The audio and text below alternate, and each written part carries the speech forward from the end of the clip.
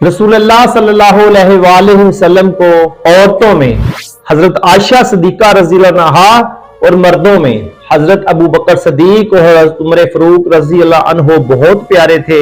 یہ میں نہیں، یہ رسول اللہ صلی اللہ علیہ وسلم کی حدیث ہے اور نقل کرنے والے ہیں امام بخاری قصہ دوم صحابہ کے فضائل میں، اور صفحہ نمبر ہے 151۔ یہ میں انٹرنیٹ سے نہیں پڑھ کے سنا رہا، الحمدللہ پرانے ایڈیشن میں یہ بکس ساری میرے پاس موجود ہیں اور باحوالہ بات کروں گا انشاءاللہ جو بھی کروں گا۔ عن عمر بن العاص رضی اللہ عنہ ان نبی صلی اللہ علیہ وسلم بعثہ علی جیش ذات الثلاث قال فاتیتہ فقلت ای الناس احب علیک قال عائشۃ فقلت من الرجال فقال ابوہ فقلت ثم من قال ثم عمر بن الخطاب فحد رجالا، یعنی کہ عمر بن عاص رضی اللہ عنہ سے روایت ہے کہ نبی صلی اللہ علیہ وسلم نے ان کو غزوہ ذات السلاسل میں فوج کا افسر بنا کر بھیجا۔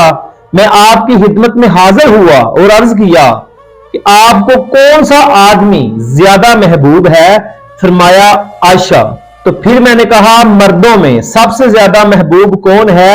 تو آپ نے فرمایا عائشہ کا باپ ابو بکر۔ میں نے کہا پھر کون یا رسول اللہ؟ تو آپ صلی اللہ علیہ وسلم فرمایا پھر عمر بن خطاب رضی اللہ عنہ، اور آپ نے اور آدمی بھی شمار کیے۔